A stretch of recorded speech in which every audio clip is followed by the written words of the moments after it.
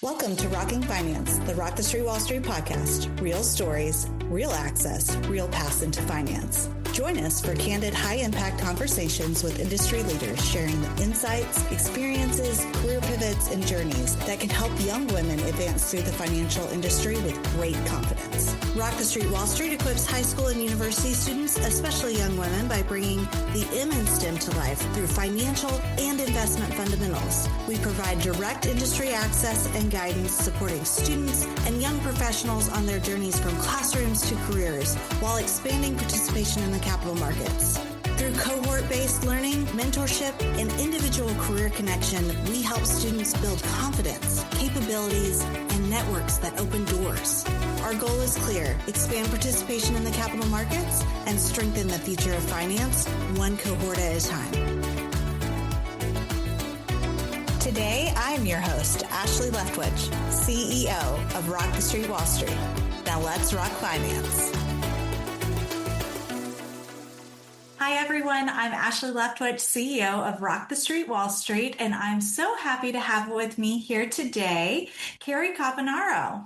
Cary, you have built such a distinguished career as a CFP professional, an MBA, a managing wealth advisor, and women in wealth ambassador. And you've used that platform to empower clients, especially women, to unlock their fortunes, which is a powerful message that you share. With over 25 years of experience, you served as a CFP Board Ambassador, ranked the top 5 on Investopedia's 100 most influential advisors, won Investment News DEI Trailblazer of the Year award, and were the sole woman appointed to the Nasdaq Index Advisory Council in 2024. You are absolutely a role model for our Rock the Street Wall Street students and alum as we work to bring financial and investment fundamentals to life and support young women from classrooms to careers. You're also the author of The Money Queen's Guide, which we have proudly shared with several Rock the Street Wall Street cohorts. And now we're very excited to talk to you about your new book, Women and Wealth, a Playbook to Empower Clients and Unlock Their Fortunes. So welcome. Thank you for having me. And actually, I am such a big fan of Rock the Street Wall Street. And you are actually in the book for worthy nonprofits helping women. So if people want to donate or learn more about Rock the Street, it's in the book. So I'm hoping that brings more visibility to your incredible organization. Well, we are so delighted and proud to have you included. Thank you so much for including us and certainly appreciate your support. So let's go ahead and jump in. You've spent your career serving clients and also helping women gain financial presence. For those that are just starting out, what does learning financial and investment literacy really unlock? How does that knowledge help build women's wealth and step into leadership around money? Sure. So, well, first of all, I always say money equals power and women need more of both. So it's interesting because women, as I don't know if our audience knows, but women, well, they always say that women will inherit the earth, but literally in this situation, women are going to control 2/3 of the nation's wealth by 2030, which is a short 4.5 years away. So we're going from 1/3 of the wealth to 2/3 of the wealth, or $30 trillion, which is literally the same as the GDP of the United States. So we are talking massive numbers. It's a lot of convergence of a lot of different things that are happening that is going to make this incredible wealth shift happen. And I don't think the industry is ready for it. I don't know if women are ready for it. I'm excited to get them ready for it. I think that women, in general, they don't talk about money. They don't want to learn about money. They are, intimidated by it for the most part. And so in a lot of cases, they think somebody else is going to take care of it for them. So I believe that step one is just coming into power and learning why you should be responsible for your money is literally step one. Yeah, we really are up against a cultural issue. Yeah. here. And you're absolutely right about that, the relationship with money. Your new book has such practical and insightful, it's really an insightful guide to the financial professionals and how they can better serve those female clients. So what do you wish more people in financial services industry understood when it comes to working with women and how those allies can be a part of the shift? Well, so what's interesting is that financial services looks at women definitely as a niche and definitely as really two things, widows and divorced. And that's it. Like as if women are nothing else but those two things. And as we know, women have a complete life cycle. So women have lots of life events and we're not just divorced or widowed. So first of all, women are not a niche. They are a powerhouse and they are the future. So that's the first thing that I want everybody to know, including women and outside of the industry. So, the book is practical guidelines for how to work with this population, right? So what's interesting is my industry, wealth management, was built by men for men, and men have been the primary clients. And so what's worked in the past will not work in the future because it's a different clientele. So I am literally giving my industry the playbook to do it right and how to serve women, the way they want to be served. And so I'm hoping that it changes the industry. That is literally why I wrote the book, because I want women to have a good experience with financial services, and I want more women in the profession, and I want women to learn more about money, and I want women to be going to financial planners and have good experiences. So it's like a combination of all these things at once. So much alignment to what we want as well at Rock the Street Wall Street. I know. You write about such actionable strategies as well, backed by research. I mean, you didn't just write things down. You really have the research in here as well as real world experience. So can you share one of those practical takeaways from your book that advisors and even our students and other students can start applying right now to better serve women and to really advocate for themselves? Sure. So I feel like that's a two-part question. So it is. With women, there's the first thing that women are like turned off by, which is like a simple thing, is to reevaluate your communication with women. Mm-hmm. Are you resonating with them? Are you speaking their language? They speak a different language. They're not going to be excited by, beating the S&P 500 and all the sports analogies and, all the jargon and all the, impressing them with Sharpe ratios and alpha betas and all that stuff. And their eyes are going to glaze over and they're going to be like, what does this mean to me? Like, just tell me I'm going to be okay. So that's number one. Step one is, are you communicating with them in a way that they understand? The second thing is active listening, and also getting to know her as a person. That is so important to a woman, because I always say, and obviously I didn't come up with the saying, but they don't know they don't care how much you know until they know how much you care, right? And so that's how women are. Like, you're not going to dazzle them with your jargon and knowledge. They just want to know that you know them and you know them as a person and as a human being. And then they'll listen to your advice of what to do with their money, so it's just very different. And also, it's all about for back to the leadership part of that statement is education and money and knowledge is power. And that's it. So the more you have of that, the more money you have, the more power you have, the more knowledge you have, the more power you have. Absolutely. And what I really like that you just shared is that piece of really paying attention to what they're saying. I mean, you're right.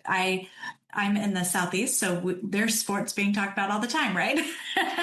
Yeah.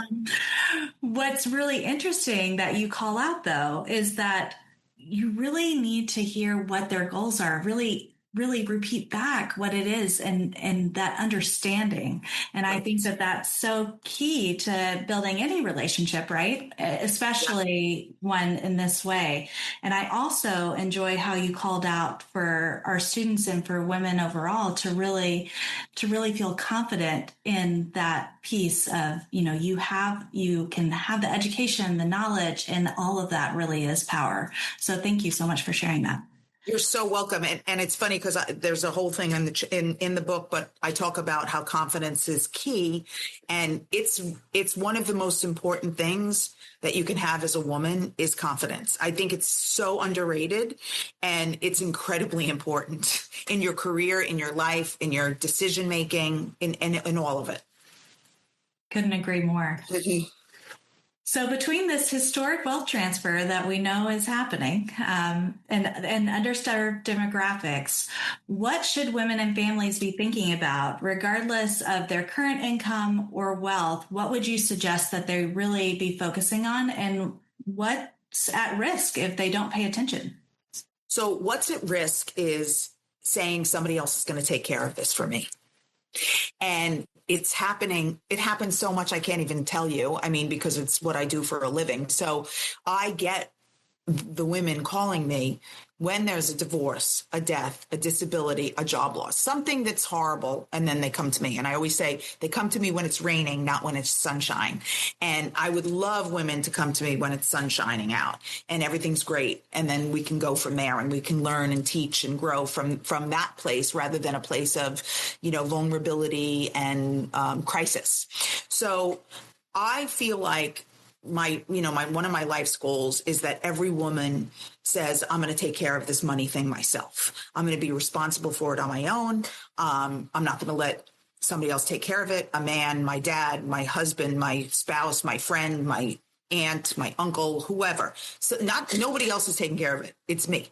And so that is like the number one thing that I believe in and that I want to practice and teach and preach, because guess what? In over 90% of cases, women are going to be responsible for it themselves anyway. So you might as well learn now. There's no time like today to do it when the sun is shining. Right. You got to be a part of the conversation. You got to know. Yes. So you speak the language of numbers, which we are very much so data people here. Yes, I know you are. At Rock the Street, Wall Street. With my background, it's actually in mathematics. I like to secretly call myself a math nerd, but a mathlete and all the other pieces. So with a background in mathematics, I know how powerful it is when young people understand the value of money and time. The time value of money for that matter, and what compounding can look like and all those different pieces. In your experience, how does financial literacy and seeing the numbers shift behavior? So it's so incredibly powerful. I always say that compounding interest is literally the eighth wonder of the world. And I can literally show it to you. Like I can take an 18-year-old and be like, okay, if you put this away now, or this away this much a month, or this much a year, or this much whatever, this is how much it's going to be worth when you're 65, or this is going to, and blow them away.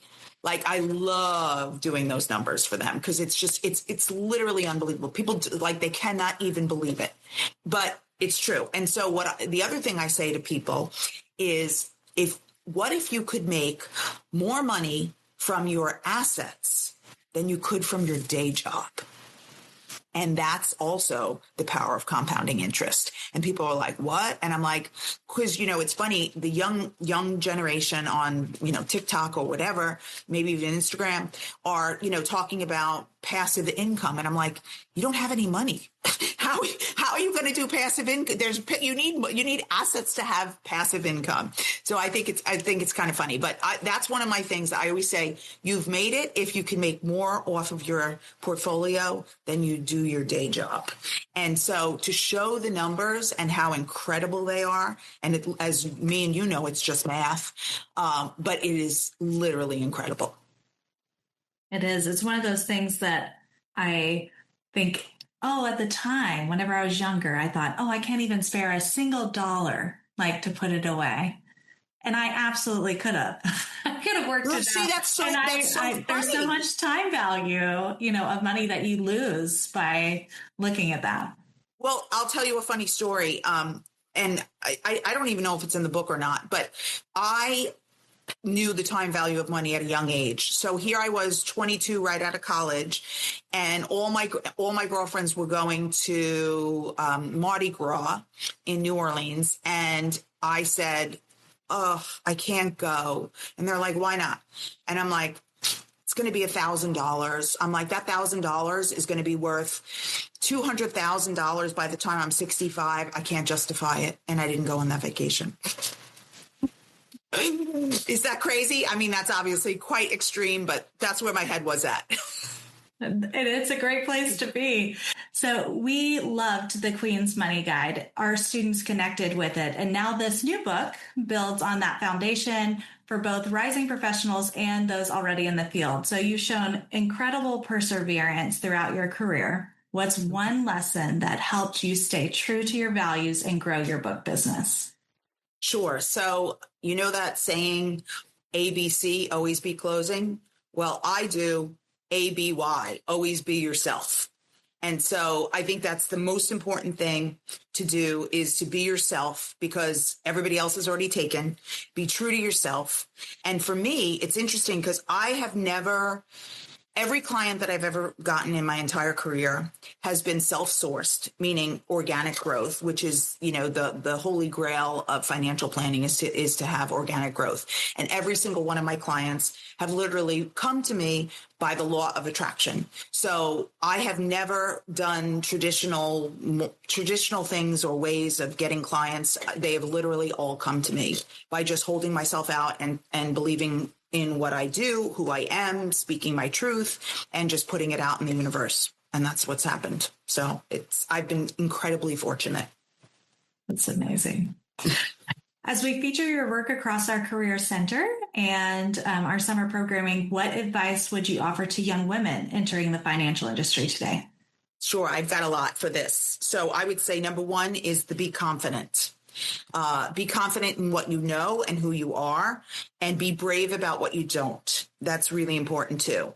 Always be yourself, because why would you be anybody else, right? Find a mentor, because this is a difficult profession for women, or at least it was when I was coming up. Hopefully it's going to get better over time, but there's lots of great mentorship programs, and to be part of them.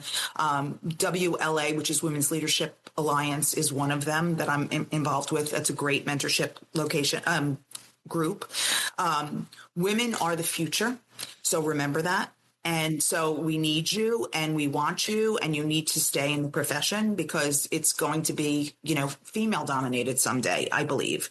And then protect your integrity and your reputation, because it's the only thing that you have that's yours. And it's really important in this industry. Say what, do what you say and say what you do, and, just always follow through with everything that you're going to do with clients and with any other professionals.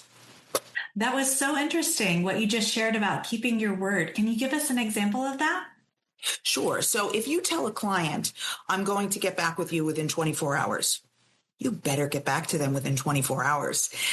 Rich, who works for me for 16 years, and I have a rule that our clients, we are completely responsive, and we have a rule that you will hear from us within 24 hours. Usually it's 5 minutes, but sometimes it takes us a little bit longer, but it's never more than 24 hours. And we've had clients reach out to us who said, I haven't heard back from you, and it's more than 24 hours. Something must be wrong. And then I say, I didn't get any message from you. And then I'm like, where did you send it? And then we find out they sent it to an old email that we don't work at anymore. And I'm like, this is why you didn't hear from us within 24 hours, because we never got the message. So, but our clients know that that's how responsive we are, and they're never going to have to wait. And if if they don't hear from us, something is wrong. So it's great that we have that expectation, and that clients expect it from us, because we do what we say. And that's what you always have to do. And then you can over deliver too, but at least you're going to do exactly what you say, if not more. I love how you're how you're really focusing on the fact that that builds integrity, right? And Right. it deepens the relationship with trust. And so Yes. that is amazing. And I love the idea of over delivering and making that reach out in less than 24 hours if possible. And so that's a wonderful practice and something that really does deepen those relationships. Well, Cary, it has been a joy. You are absolutely incredible. We are delighted about your new book. Thank you again for mentioning Rock the Street, Wall Street. And we so look forward to continuing our engagements together and involving our students and alum. Awesome. Thank you so much for having me. And I'm such a big supporter of your organization. Thank you.